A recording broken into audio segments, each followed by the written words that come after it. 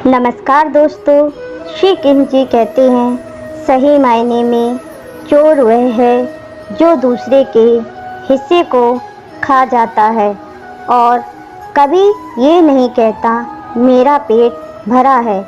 उसे जितना ज़्यादा मिलता वह उतना ही अपने मन को नियंत्रण नहीं कर पाता। इस समय उसका मन भी उसका सबसे बड़ा शत्रु हो जाता है। इसलिए दोस्तों, आपने अपने मन को नियंत्रण करना सीखें, नहीं तो जीवन का अंत निश्चित है। दोस्तों, मैं इसी पर आधारित एक कहानी सुनाने जा रही हूँ। इस कहानी को ध्यानपूर्वक सुनें। एक सुंदर वन था जिसमें एक छोटा खरगोश रहता था जिसके 2 मुंह थे। वह दूसरे खरगोशों से विचित्र था। वह एक पेड़ के नीचे बिल बनाकर रहता था। एक दिन वह जंगल में भोजन की तलाश में इधर उधर घूम रहा था। उसे बहुत भूख लगी थी, खाने की तलाश में घूम रहा था। इतने में उसके दाएं मुंह की नज़र एक सुंदर गाजर पर पड़ी। उसके मुंह में पानी आ गया। वह तेजी से गाजर के आगे बढ़ा। खरगोश का दायां मुंह बड़े स्वाद के साथ गाजर को खा रहा था। बायां मुंह बेचारा बार बार दाएं मुंह की तरफ देख रहा था कि यह मुझे भी खाने को दे, लेकिन दायां वाला चुपचाप मस्ती से गाजर खाए जा रहा था। अब बाएं मुंह ने दाएं वाले से प्रार्थना की कि थोड़ा सा गाजर हमें भी खाने को दे।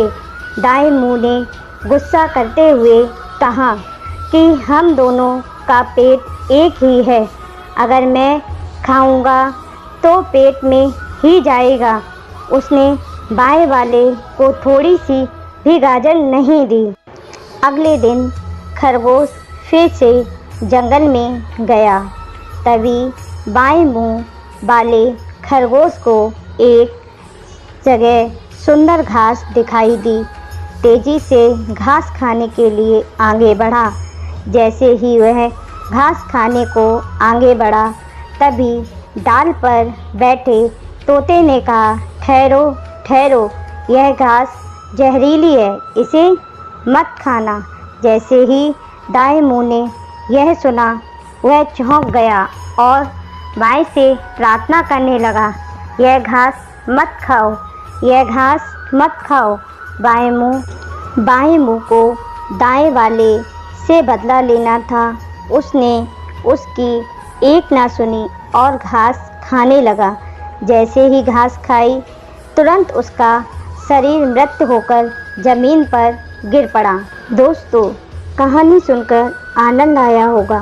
जब मैं इस कहानी की शिक्षा को बताऊंगी तो आपकी आंखें खुली रह जाएंगी। आजकल के माहौल में देखा जाता है कि अपने परिवार में लोग एक दूसरे से नफरत करते हैं, एक दूसरे की जान के दुश्मन बन जाते हैं। एक दूसरे को नुकसान पहुंचाने के चक्कर में वह अपने ही परिवार को नुकसान कर बैठते हैं, जिससे पूरा परिवार दुखी हो जाता है।